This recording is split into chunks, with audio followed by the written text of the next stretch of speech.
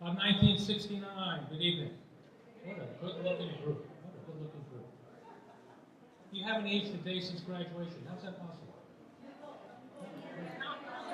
No one's aged a day. With my nose?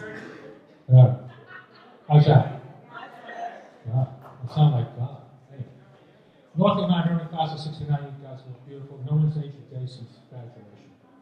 So it's great being back here at the Dwight L. Moody Lounge at the Northfield Inn. My name is Al Gilbert, or Ace, as some of you remember me. For those of you who may not remember me, that's quite okay.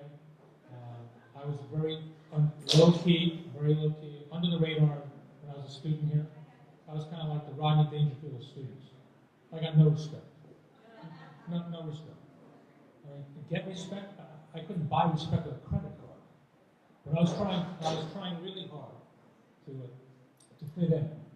So remember the it all started on day one. First day on campus. Hey kid, where are you from? I'm from the Virgin Islands. Ah, the kids from the Virgin Islands, the kids of Virgin. Hey Virgin, you'll never get laid. Little did I know how prescient that statement would be. So, you know the movie The 40-Year-Old Virgin? I wrote that story. I did. Jason Matthews is not the only accomplished author to write based upon his personal experiences. Jason Matthews, I wish he was here. Now, there's a story that needs to be told. Jason Matthews, you might remember, roomed with George Trolfus. You remember George? Big man on campus? I'm not the first person to tell that joke since freshman year. But actually, it was kind of a toss-up. We weren't really sure who was shorter, George Trolfus or Joe Bond. We could have gone either way. But anyway, Jason and George went on to very successful careers after college. George in the record business, promoting the music the whole world sings, and Jason as a successful spook for the CIA. After which he wrote 3 espionage novels. The first being made into the movie The Red Sparrow, which was based upon Jason's personal knowledge of kinky sex, bondage, and blackmail. I wish Jason was here because I wanted to ask him this one question. Jason, you came to know such things how? Because if this is how they trained you in the CIA, the rest of us clearly chose the wrong careers. I'm just saying. Anyway, back to me. Here I am, I'm a 15 going on 16-year-old sophomore, trying really hard to fit in. And it's not going well. I'm getting no respect. It's tough. So finally one day I get the bright idea that even though my mother is Christian, my father is Jewish. So maybe I could fit in with the 2 Jewish kids. But that was no walk in the park either. So one day I find myself in the dorm room with Peter Kropp, Steve Shapiro, and Sam Tobin. And I'm working really hard to convince them that I might be Jewish. But they're having none of it. So finally Peter Kropp has had enough. And he reaches up and he touches a small piece of jewelry around his neck. And he says, okay, Gilbert, if you're so Jewish, show us some mezuzah. Huh. Mezuzah, that sounds important. Finally, it dawns on me. I said, you queers touch me, I'll kill you. So, they didn't have it. So, I'm still working to try to get this straight. Then there were the Northfield girls. Well, don't get started on the Northfield girls. I remember the first time I kissed a beautiful Northfield girl. I asked her, was it good for you? She said, good for me. This isn't good for anybody. No, I wasn't very, I had no luck with the girls. No luck. Not like my roommate, Bob Jackson. Now, Bob's secrets are safe with me. His girlfriend's not so much. But he was cool. He tried to teach me everything I needed to know about girls, and I still ended up as a 40-year-old virgin. Now, we had some great Lotharios on campus, some of which are in the room tonight, I won't point you out. But my personal favorite, my hero, was a guy who didn't graduate with us. Anybody remember David Conger? He was expelled after what, a sophomore year? I think sophomore year. Now, most people, when they get expelled, commit one or two indiscretions. Drugs, alcohol, off campus without permission. But Dave Conger managed to hit the perfect quadfecta. He was caught out in the woods, drinking, naked, sex with a Northfield girl in a bed of poison ivy.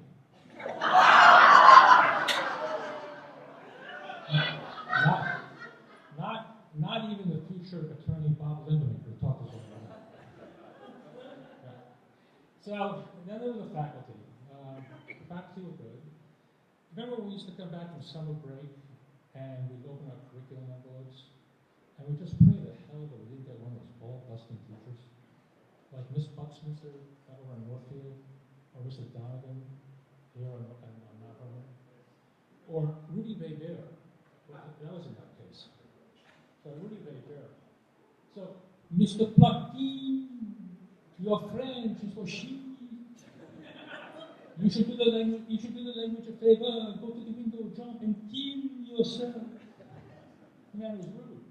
I was relatively lucky. I didn't have too bad an experience. The worst I had was Mr. Alexander, also in French. Now, he knew better to call on me because he knew I knew barely enough French to order a croissant.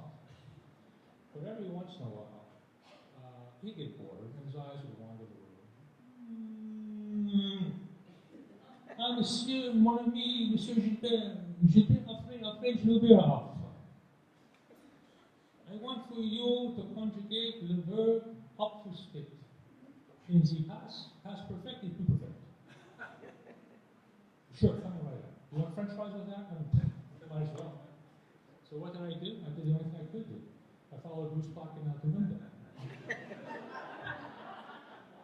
But in the end, whether you were here 1 year or 4 years, it was all good, wasn't it?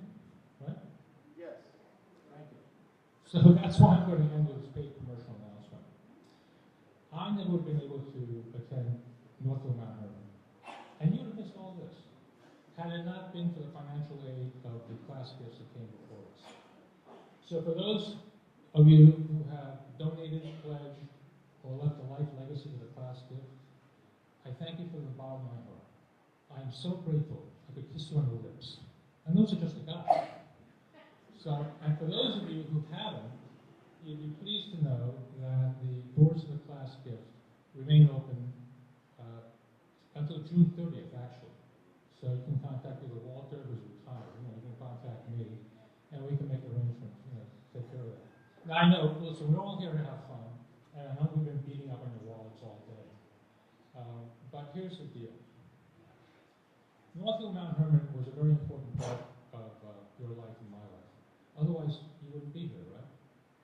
And secondly, as far as I know, we're not going to live forever. You can't take it with you.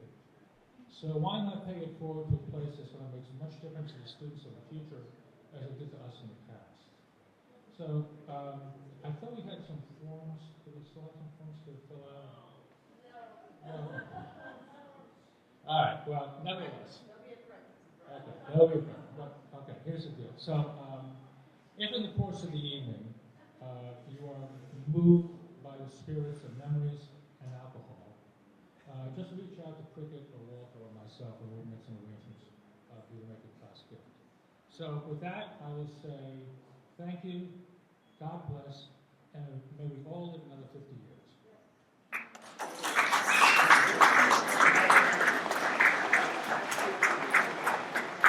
Thank you, Al Gilbert.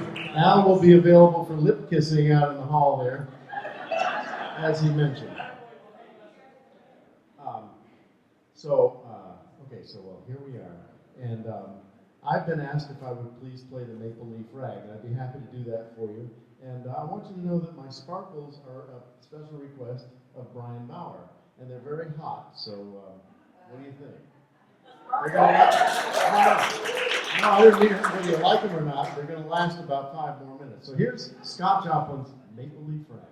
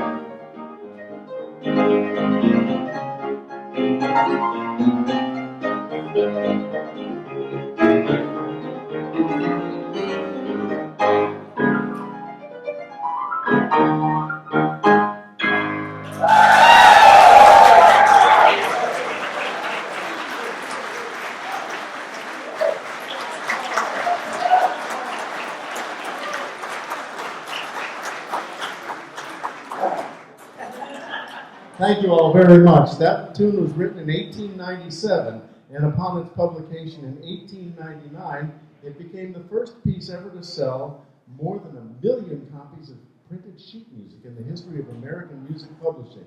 Isn't that an amazing fact? That's what brought ragtime to popularity in the United States. Well, right now, right before we present our feature presentation for this evening, the reprise of Carousel, the musical, we have a special announcement from Lucy. Let's hear it for Lucy Masters.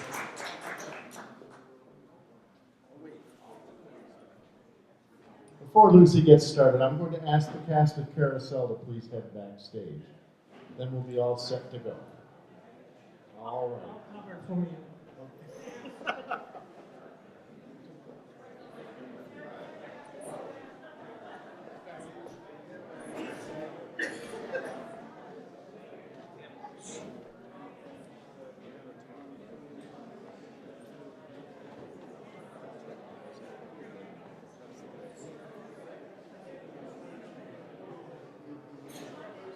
What a segue that was.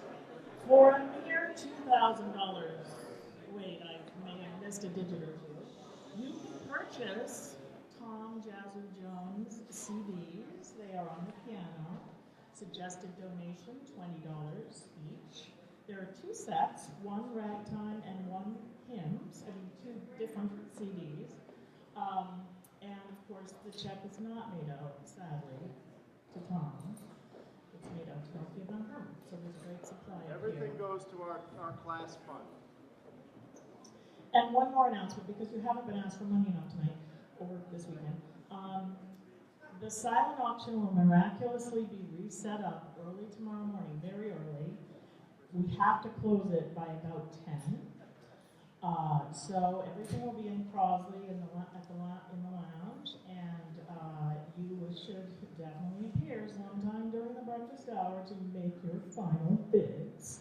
There are some really good bargains. Some of the sheets are empty, so please come and bid. There's some good stuff. Thank you, and that of course also goes to Martha. Thank you, Lucy. And don't forget our tip jar here. Now, at the convocation this evening, they awarded a lot of tip jars to a lot of people. But I still think ours is bigger, so it needs a lot of money in it. And of course, every dollar that goes in there does not go to the poor musicians up here. It goes to our class gift. So please be generous. And You can leave money for CDs if you'd like in there as well. And they make wonderful Christmas gifts. I know that. I give them to my family every year, and they always say, wow, thank you. Okay, well, ladies and gentlemen, it's time for none other than our feature presentation tonight. Please welcome our narrator, Madeline Bauman.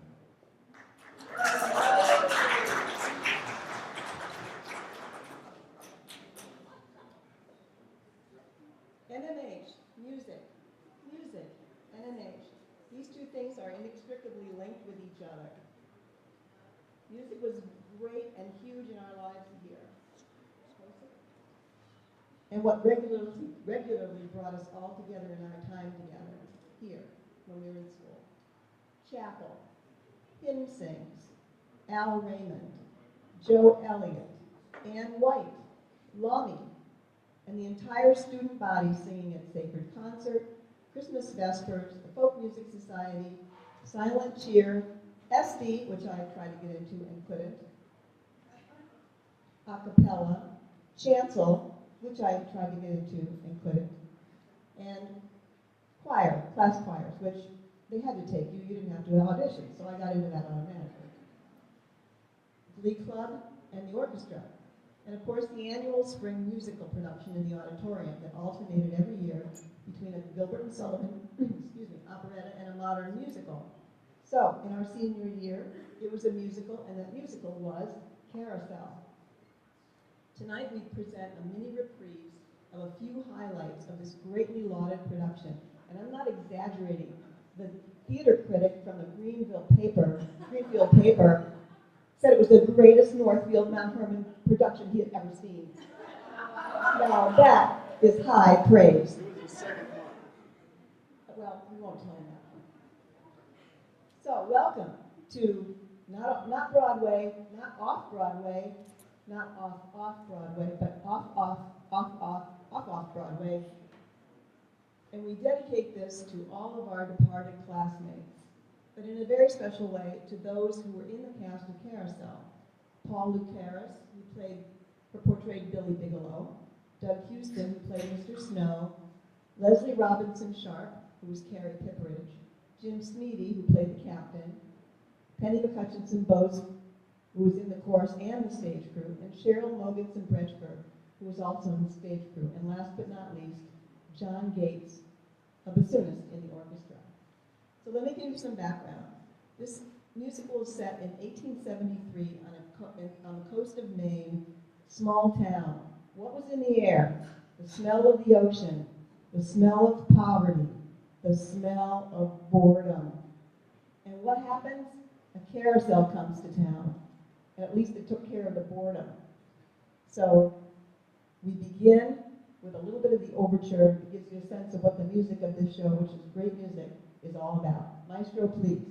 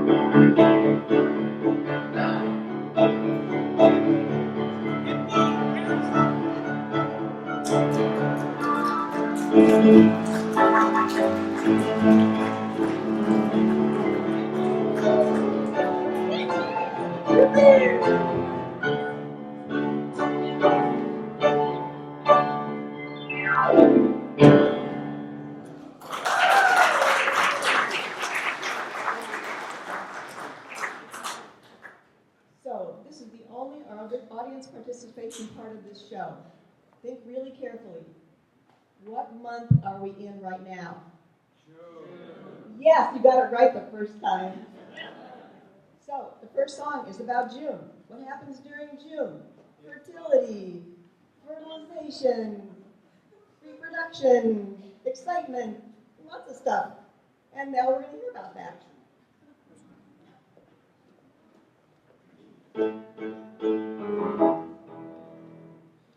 March came in like a lion, whipping up the oven in the day. And April cried and stepped aside, and along came pretty little May. May was full of promises, but she didn't keep them quick enough for some. And a crowd of doubting Thomases was predicting that the summer never come. But it's coming, by gum, you can feel it come, you can feel it in your heart, you can see it in the ground, you can hear it in the breeze. It's another in the breeze. Look around, look around, look around. June is busting out all over the meadow and the hill. While they're busting out of bushes and the romping river pushes every little reel that wheels beside a wheel.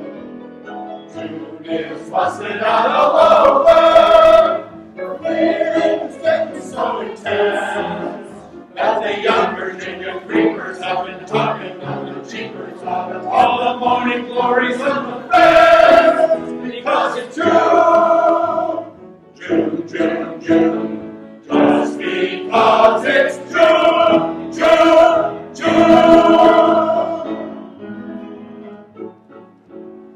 Fresh and alive and gay and young, June is a love song sweetly sung. June is busting out all over.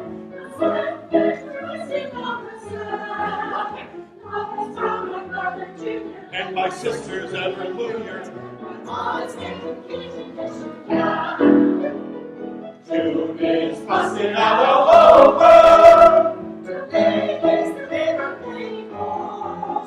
Lots of shoes are kept with anchors, and lots of campers hanging for a lumber and they Only getting more because it's June, June, June, June. Just because it's June, June, June. June makes the bay look bright and new, sails gleaming white on sunlit blue. It's busting out all over the ocean's full of jacks and jills, with her little tail swishing, every lady is wishing a mill would come and grab her by the heels. June is busting out all over. The sheep aren't sleeping anymore. All the rams that chase the ewe sheep are determined they'll be new sheep, and the ewe sheep aren't even keeping score. Because it's June, June, June, June. Just because it's June, June, June.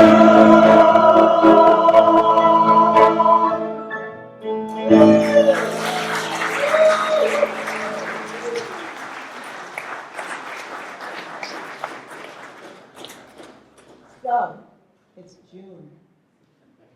And what comes with a carousel? A bunch of shady characters, right? One of them, his name is Billy Bigelow. And there's a young woman, a good but poor mill worker, Julie Jordan, in the town. She's attracted to Billy. His boss finds him flirting with her, and he mocks her for it, the boss that is, and she fires him. Then, Julie stays out too late with Billy. She's probably at recitation. And now, with a besmirched character, she loses her job at the mill. Are they really in love? Well, we don't know, and apparently neither do they. Let's hear about that.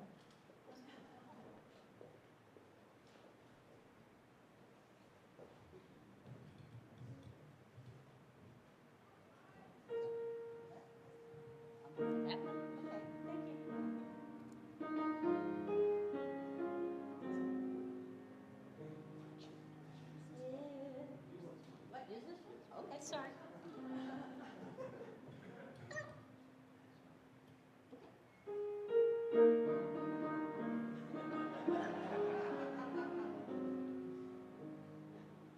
If I loved you time and again, I would try to say all I want you to know.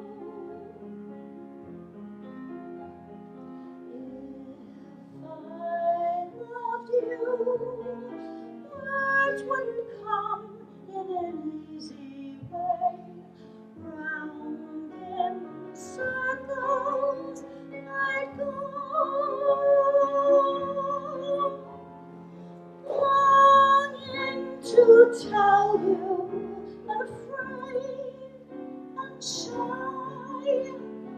I'd let my golden chances pass me by. Soon you'd leave me, off you would go in the midst of day. Never, never to go. How I love you, if I loved you. Longing to tell you, but afraid to try. I let my golden chances pass me by. Soon you'd leave me, off you would go in the midst of day. Never, never to Oh, I love you. if I loved you.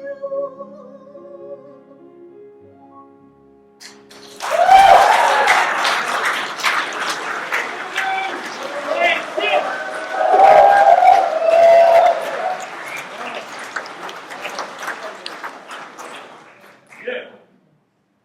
Well, we still don't know if they love each other, but the truth is, both of them were out of a job, right? So what do you do when you have no money and you're out of a job? Well, you get married. That's pretty obvious, isn't it? So that's what they do. And surprise, Billy slaps Julie around a little bit. But of course, she still loves him. But there's a distraction. It is summer, it's Maine, and what do you do in the summer in Maine? You have a clam bake. It's going to be fun. Just listen.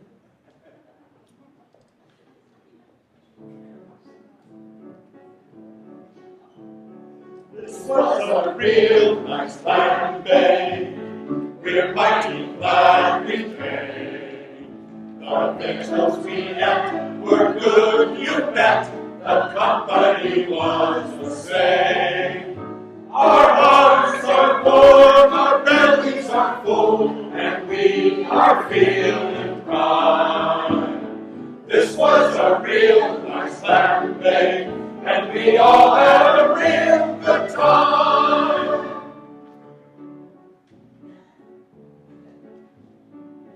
First come codfish chowder, cooked in iron kettles, onions floating on the top, curling up in petals, fried ribbons of salted pork, And oh trail.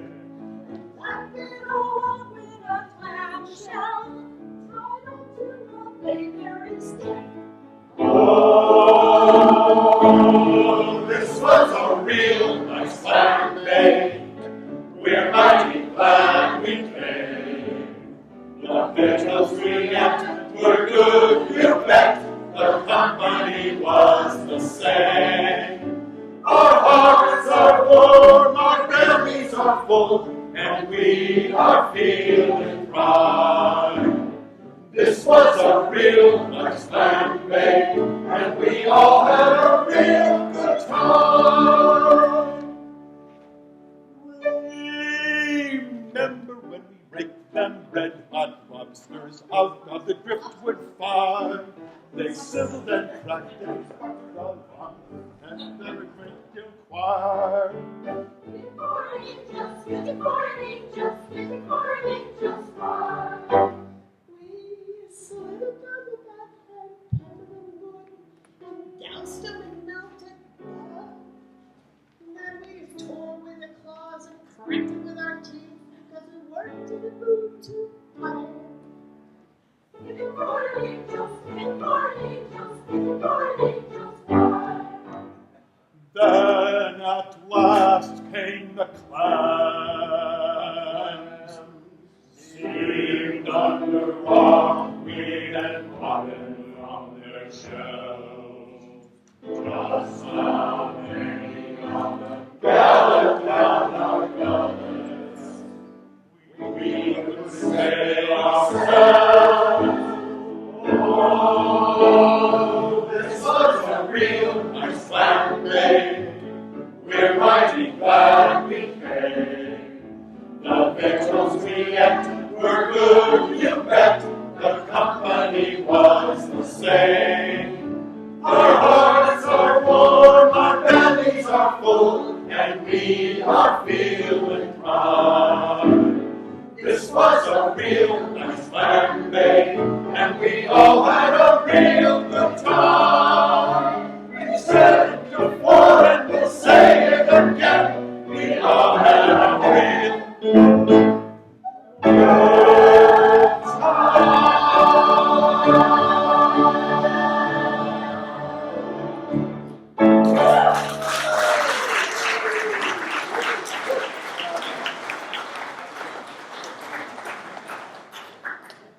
Well, during the clam bake, Billy is up to something. Now, you have to know something about Billy's past. Before Billy was slapping Julie around, he was slapping whales around. And his friend Jigger, who's even a badder boy than he is, they like to reminisce about when they were out whaling. So let's hear about that.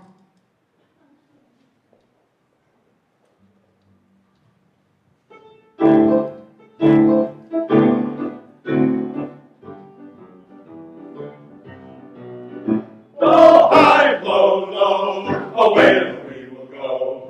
We'll go a-whaling, a-sailing, away we'll go, floating high and low. For many and many a long, long day. For many and many a long, long day. People who live on land are hard to understand. When you're looking for fun, next path you into jail. So shipping off to sea, where life is gay and free, and a fella can flip a hook and hit a whale.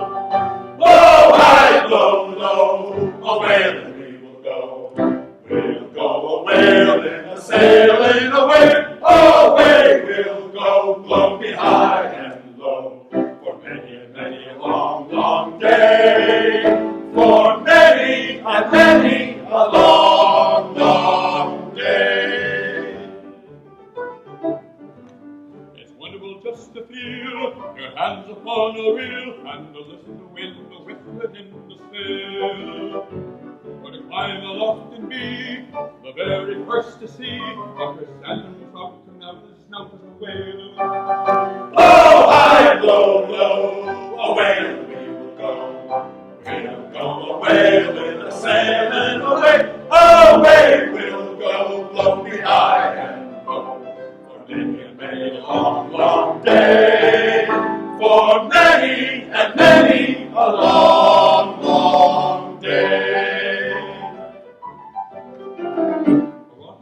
the sea. Your boat will seem to be like a little baby in her bassinet. But she hasn't learned to walk, and she hasn't learned to talk, and her little behind is kind of inclined to be wet. Oh, high, low, low, away the reef will go. We'll go a-whaling, a-sailing away. Away we'll go, blow me high and low. For many, many a long, long day. For many and many a long, long day.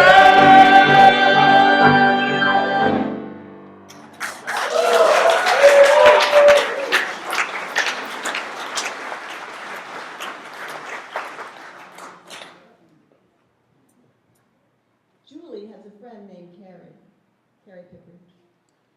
Carrie is engaged to a rather smelly fisherman named Enoch Snell. Jigger, just to prove how bad he is, tries to seduce Carrie. Unfortunately, Mr. Snow walks in at just the wrong moment, and he declares he's finished with Carrie. Which just goes to show you that in this show, women's reputations drop like flies. But Julie tries to comfort her friend with this song.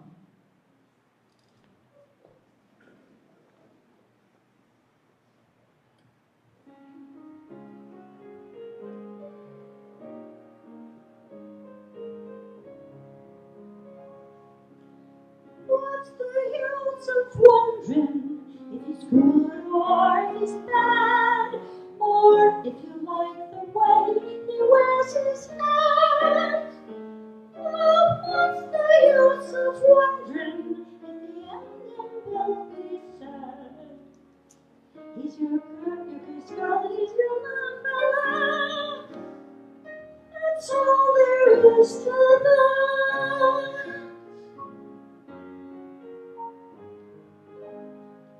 Common sense may tell you that the ending will be sad, and now's the time to stop and run away. But what's the use of wondering if the ending will be sad? You're his girl and he's your flower. That's all there is to that.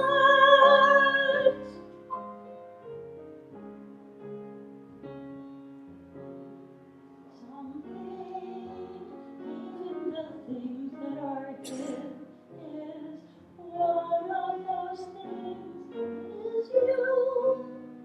And something, maybe the way that he is, whether he's false or true. So when he wants your kisses, you give them to the lad, and anywhere he leads you, you will walk. And anytime he needs you, you'll go running there like mad. You're his girl and he's your flower, and all the rest is time.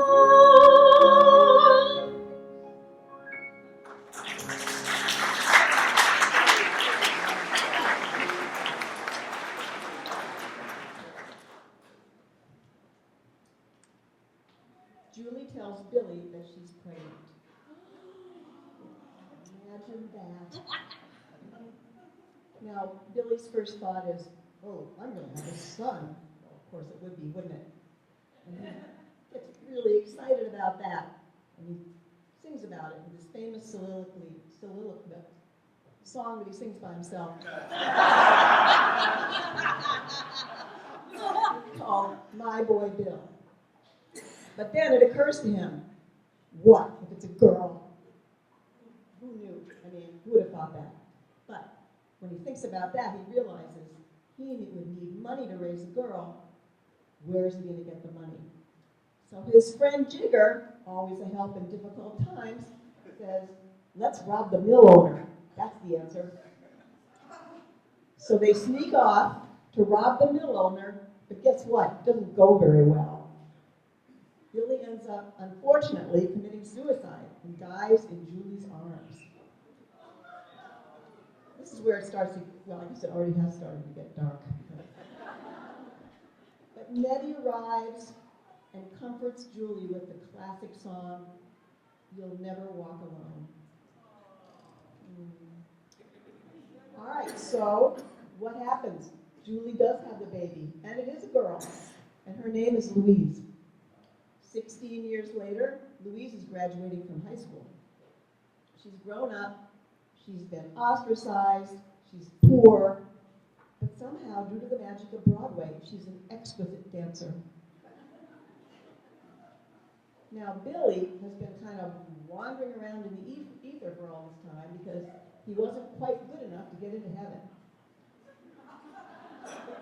I mean, I think they were kind of easy on him, frankly. I don't know, it's not really, it's not great. It's kind of a black and white thing. But anyway, they didn't ask me.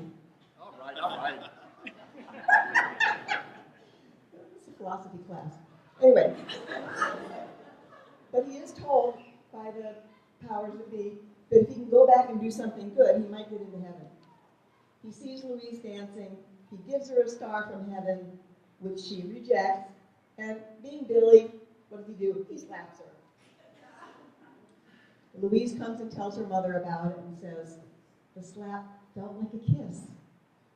How could that be? But remember, this musical was written 80 years ago before domestic violence was invented. So we just have to kind of let that go. At Louise's graduation, Billy appears in invisible form. He whispers in Julie's ear that he loved her, and he finally gets into heaven. And the whole cast sings, You'll Never Walk Alone.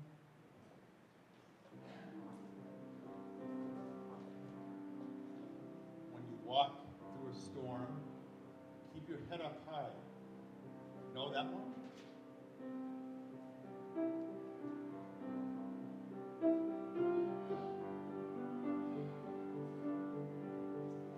And don't be afraid of the dark. Believing, darling, believing. At the end of the storm is a golden sky, and the sweet silver song of the lark. Walk on through the wind, walk on through the rain, though your dreams be tossed and blown. I love you, Julie. Know that I love you. Walk on, with hope in your heart, and you'll never walk alone. You'll never walk